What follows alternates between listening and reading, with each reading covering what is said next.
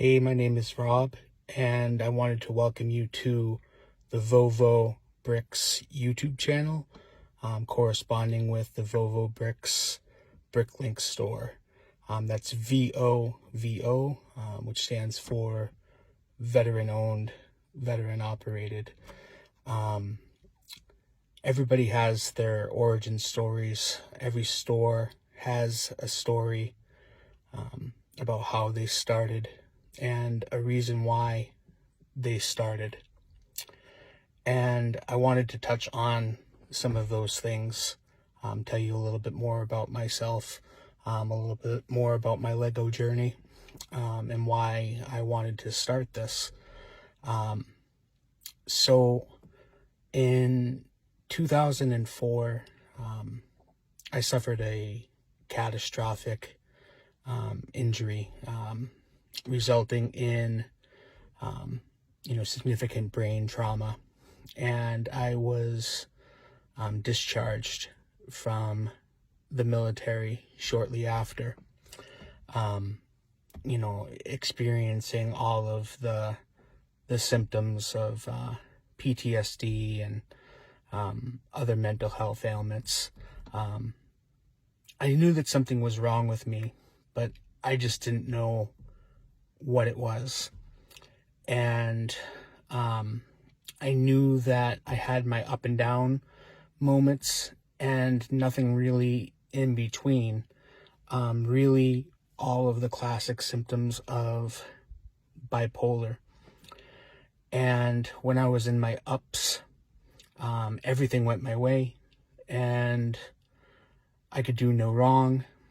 I could run for president and win.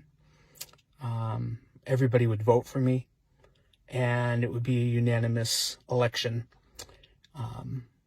because everything was going my way, and I was incredibly confident, and everything was great. But then, in my down states, it was the exact opposite. Everybody hated me. Nobody liked me. Everything I did wasn't good enough. No matter how hard I worked, no matter what I did, I had feelings of inadequacy, feelings that I wasn't good enough, self-loathing, self-hatred, things like that. And I convinced myself when I'm in these states that I had what I like to call an impossible task. And for me, that impossible task is providing for my family. And I used to look at other people's houses and other people's cars and other people's belongings and realized that I had a lot of hatred and a lot of jealousy and a lot of envy and anger in my heart. I loved their life and not my own. Like I said, it was a jealousy. I really wanted the things that they had. I wanted to provide my family, my wife and children, with the stuff that I thought that they deserved. And I convinced myself that because I couldn't provide those things for my family, it meant that I couldn't provide for my family in general. So that was my impossible task of providing for my family. I convinced myself that I couldn't pay my electric bill. I couldn't pay my mortgage. I couldn't afford to provide for food on the table. I couldn't give my kids, clothes for school and whatnot. And, fortunately, nothing could be further from the truth. I had a good job. I was making decent money. I was somehow keeping it together. But ultimately, I didn't see it that way, because I couldn't provide that kind of lifestyle for my family. It meant that I couldn't provide for my family. And that led to me getting a second job, and then ultimately a third job, and working 18 to 20-hour days and not sleeping, falling into the terrible place that can sometimes be the internet and the different places that takes you, staying up to all hours of the night and whatnot. And I convinced myself that the only way to provide for my family was through life insurance.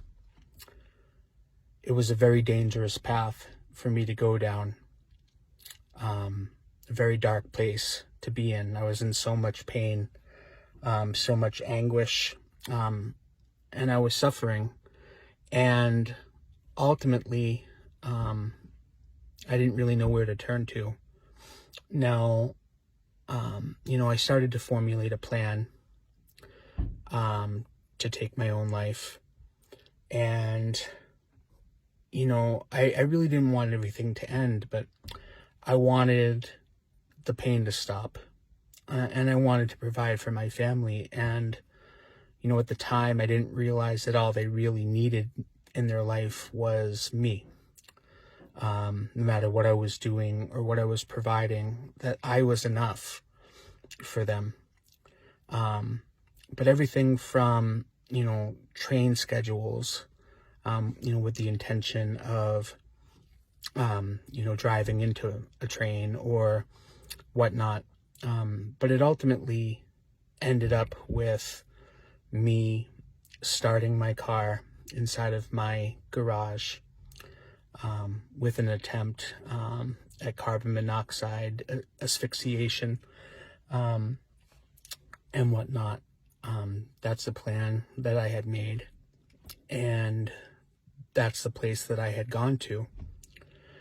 And nobody ever sets out with those intentions. You don't get to those places by accident or overnight. It was a very slow process, but it was a process nonetheless. And I have a very supportive family, a good support system, people who were always willing to listen to my problems, listen to the things that were on my mind, but I didn't know how to talk about them. I was afraid that if I talked about what was going on with me, that somehow people would think that something was wrong with me.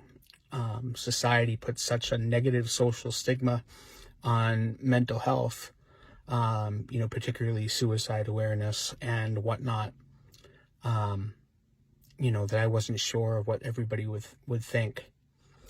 So I set about my plan. I put my plan into action, and my car ran out of gas. Yeah, my car ran out of gas. And my wife was supposed to be out running errands, and she came home early. And people who say that, things happen for a reason or things don't happen for a reason, I believe that my car ran out of gas that day for a reason. I believe that she found me and came home early for a reason. And I'm here because of that reason. Now, you can't unpull a trigger, so to speak. I can't undo starting that car with that intention. But I have learned a couple of things. My wife and I checked myself into a VA mental health psychiatric care facility. And I was there for a period of 95 days. I missed one of my son's birthdays. I missed Thanksgiving and Christmas and New Year. But I learned a couple of things. First, we came to the realization that I, in fact, did have bipolar disorder, that there was something wrong with me. They also diagnosed me with schizophrenia and acute post-concussion syndrome. And one of the things that I learned when I was in the facility was to learn to love my life and not their own. That all I could do at the end of the day was just do the best that I can for as long as I can. Not trying to be a great man, but just being a man and letting the world make their own judgments. And I learned to replace anger and hatred and jealousy and envy with humility and contentment and gratitude and joy and love. And I learned to say that I am good enough, and I do matter, and it's okay for me to not be okay. In a world that felt like it was pulling me in 1,000 different directions, one thing in the psychiatric care facility that really helped give me focus and sufficiently narrow my focus was Lego. When I was building with Lego, everything seemed to make sense to me. I felt important. I felt like I mattered.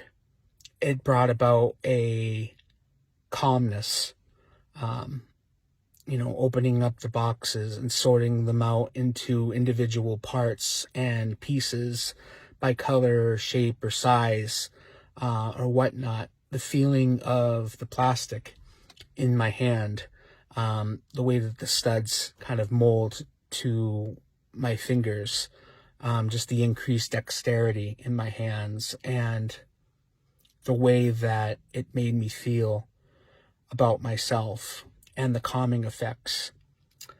And so one of the things that I really wanted to do, that I wanted this channel to focus on, this Bricklink channel to focus on, is not only how has Lego impacted other people's lives. Obviously, it's a favorite childhood toy, and it's been around for years and years. But how has it really helped people, calm down or to focus, or how has it changed their life? I also mentioned that the name of the store and channel is Vovo Bricks, or veteran-owned, veteran-operated. So it's very important to me to kind of give back to the veteran community that I belong to. The suicide rate for veterans is extremely high.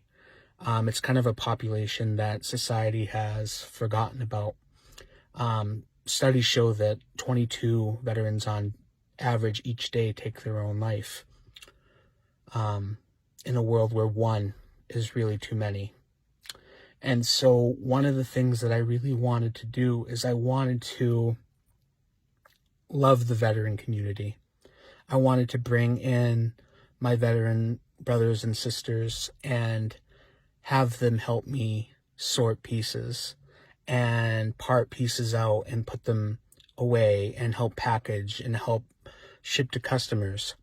But more importantly, I wanted to listen. I wanted to listen to their stories. I wanted to be the person that they went to share their stories of, hurt, but also their stories of love. It was never a war story. It was always a love story. and those who didn't get that weren't paying attention. I love that community. I'm part of that community, and therefore I love myself. So this is the reason why I wanted to start a YouTube channel. I wanted to invite veterans on to tell their stories of how they've struggled and how they've overcome. I wanted to invite people on to let them, to ask their stories about how, Lego had impacted their lives. And I wanted to give back to this tremendous community that I've been a part of. And that's why, regardless if I only get one sale or if I get millions of sales, or what have you, that number's really not important. What's important is that a percentage of all sales, not a percentage of all profit, but a percentage of all sales will go to various veteran-oriented charities, whether it be Wounded Warrior Project or Disabled Veterans, or projects that are aimed towards,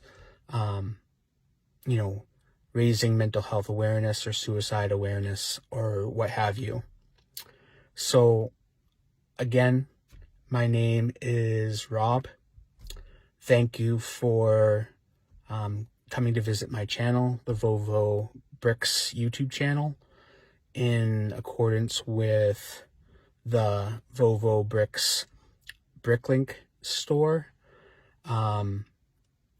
Just remember that you're not alone out there, okay? There are people who need you. You are important. It's okay to not be okay. And reach out to them. Talk to them. There is help out there. If you need help, get help. Thank you for listening. If you like this content, please remember to like and subscribe. And I'll talk to you guys soon. Thank you. Bye.